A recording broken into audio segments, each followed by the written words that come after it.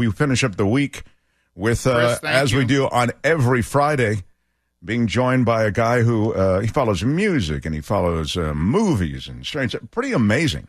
He's a comic book nerd. He's also like a subtitles. This is a Danish movie. You know, it's not released yet kind of nerd. He's pretty amazing, and he comes and goes on a rainbow. You can read him in the Marina Times. He is the culture blaster, Michael Snyder, everybody. Hi, Michael. Hi, Mark. Hi, Kim. Hi, John. Hi, Chris. We have a lid on Michael's coffee because we've had a controversy here at KGO. Yeah. Brand new carpet, and there was a big spill. Right. And By nobody the way, claimed responsibility. Speaking of Danish movies, I'm having a Danish with my coffee, but I'm not going to spill a drop on Very the new good. carpeting here. We have very, very tough standards going in on that. So please, we have processes and protocols and standards. Exactly. Yeah, we don't want to flip Michael, our lids. No I'll lid mention flipping. one last thing. My crew has to get out for the weekend, so we're holding you to very strict time regulations today. And if you run it all long, you will be played off with award music, is what I'm being told. Hey, listen, thanks for making things even more tight by your ridiculous warning. Hey, come on. Hey, get the holiday spirit. It's 4th of July weekend. And to be honest, I'm not a fan of Independence Day. All those needy people who want things from me. It's just, wait. Oh, Independence Day. I'm sorry. I see what you've done Go there. America. Yeah. Right. So, you know, you've been watching all of the congressional hearings. Every time I hear about another unhinged thing that evil, bloated fast food repository did while in office, I know it's still only the tip of the hamburg. You know what I'm saying? Oh, I think I get what you're saying. Don't talk to me that way. All right, fine. Yeah. Oh, good Lord. Oh, quick shout out to Chris and Tina at Eau Delice, the best Vietnamese restaurant in San Francisco. I say this because my big weekend treat is going to be dining there. And I just love the joint, and I just felt compelled. What's it called? It's called Eau Delice. It's got the French name because it's Vietnamese. That word. Okay. It's a French twist, but very nice. You know, if it's not Eau Delice, it's the Royal Ground. Anyway, look, let's get to some films because you're right. Maybe good. I'm just saying, you're here for the movies. Let's get to it, kid. The clock is ticking. Mr. Malcolm's List is a whimsical 1800s period piece about a wealthy nobleman with a considerable number of women who seek to marry him, though the film could have been adapted from a book by Regency-era author Jane Austen. Its main cast is populated by various people of color, including a British-Nigerian actor named Sope Dirisu, who's from Gangs of London, if you're familiar with that, playing Mr. Malcolm. The Indian actress Frida Pinto, you got to remember her from Slumdog Millionaire. She's beautiful and talented. She plays a kindly minister's daughter, Zawe Ashton. She's from British and Ugandan heritage as a kind of a scheming rich girl named Julia Thistlethwaite, and even Korean-American actress Ashley Park from Emily in Paris. She has a comedic turn here as kind of a scatterbrained aristocrat. The characters, though largely proper social types, basically throw a few curves insofar as they are not what you'd expect from Regency-era peeps. And historical veracity isn't the intent here. This cavalier approach really Veracity works. is a ding word. Okay, this ahead. works. Yeah, go ahead. The director, Emma Holly-Jones, and the screenwriter, Susan Elaine, this whole thing is, kind of familiar. If you've watched Bridgerton, you know what this is all about. Sex, is that what you're saying, Michael? Why are you being hemming and hawing It's around about this? sex. It's about class. It's about all these things. You could have. And you kind of liked it. I did. You could have called it a pedestrian knockoff of a Merchant Ivory production, but having all of these, That's certainly a resounding endorsement. Yeah, I know. Come on, casting may seem preposterous, but the overall storylines are pretty wacky too, and it's in the realm of fiction, so it's very appealing. Mr. Malcolm's List is a pleasure for those people who are experiencing Bridgerton Jones. You know what I'm saying? Melanin aside, this is an entertaining movie. It's in theaters right now. Something for the family, something for the kids. Minions: The Rise of Gru is the latest installment of Universal Pictures' Illumination animation franchise about the wannabe supervillain Gru, and his frenetic lab-grown army of devoted helpmates, slaves, and gophers, the Minions, all of whom are shaped like yellow capsules with big eyes and little legs. They're very cute. I fear, though, that the Illumination peeps have hit the bottle of yellow capsules once too often. They have become addicted to using them, making bank by dealing them to the public. Here, try one of these Minions. You'll feel real good. Anyway. I don't think you should apologize for how you feel. Yeah, so Kim just got tickets. You think it's going to be a long couple hours? Are you bringing the fam? I've got an 8-year-old that's dying to see this movie. That would be reason enough to go. Let me get to the reason that would be reason. By the way, this thing started in 2007 with a surprisingly funny and sweet animated movie, Despicable Me.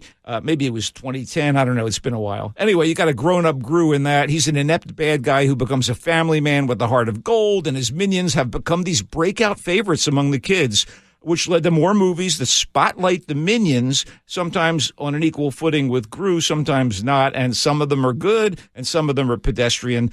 This is the fifth, Minions, The Rise of Gru, a chronologically previous adventure. It's kind of a prequel set in the 70s when middle schooler Gru is just beginning to embrace villainy, and it's seriously ho-hum, short on laughs, long on frenzy. How do they establish that it's set in the 70s? Well, how about soundtrack, costuming? Oh, I see. It says 1976. That'll help. No, I can't remember. I don't know what the specific date was. Gru is, as ever, voiced by Steve Carell, probably with the aid of helium to sound younger. And speaking of squeaking, the bubbling Minions take up a hefty amount of screen time. For what it's worth, the story involves a league of villains called the Vicious Six.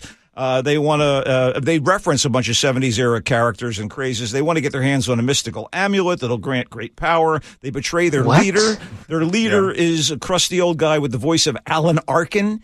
And they rebuff the little Gru who wants to be part of their cabal. You get the general idea. The cast is, it's like going after a fly with an atomic bomb. The cast, including, of course, Steve Carell and the aforementioned Adam Arkin. You have Julie Andrews as Gru's nasty mom, Taraji P. Henson as Foxy Brown-style villainess, Russell Brand, Steve Coogan, Michelle Yeoh, Jean-Claude Van Damme, Lucy Lawless, and they all have, other than Arkin and Carell, very few lines and little impact. I gotta say, the period soundtrack, cool, and it's a San Francisco setting for much of the film. All right. And the sequences, especially one set during Chinese New Year, are well rendered, but this is nothing that hasn't been done in better animated movies. Maybe had this been a bit more gruesome. Anyway. Oh, my God. It's in theaters. Quickly, Chris, I will ding rebuff. I think he should get it. Yeah, and I'll also ding aforementioned, if you would, please. Thank you. Go ahead, Michael. Okie dokie. The Princess is a very simple, dare I say, basic, with all that inspires today, feminist twist on the hoary fairy tale of the princess trapped in a castle tower and awaiting her prince to rescue her. There are like sword fights, acrobatic martial arts action, and daring leaps from parapets and across staircases high above dangerous chasms. It's very... This is a live action No, thing? yeah. It's like very Douglas Fairbanks, only in this case the daring do is performed by the princess herself, who has to save her parents, the king and queen, and her sister from the evil suitor who wants to marry her, kill off Ma and Pa, take over the throne. He's got a whip-wielding consort. Mr. Wrong. This guy is Mr. Wrong. Anyway, he locks her in the tower. That's not fake. That's real. Well, I think it actually is fake. Pending the nuptials, he locks her up. That's going to give him control of the kingdom. But Princess Badass has secretly trained for years under the nose of the patriarchy, her disapproving father, having none of it. And she's going to be unleashed by the crisis. The princess, I love that. The princess is played in a nimble, athletic style by Joey King. The Machiavellian groom is played by Dominic Cooper, who's also Howard Stark in the Marvel movies. And his sleek, sadistic partner in Regicide is played by Olga Kurylenko. The princess is no royal flush, Mark, but it's nice to see the tables turned with the usual damsel in distress saying, "Damn you, vile curs," and then swinging a mighty sword. Definitely a mild diversion at best, but it's suited for home viewing, so it's appropriate that it's streaming on Hulu. Chris, I would ding Regicide, please.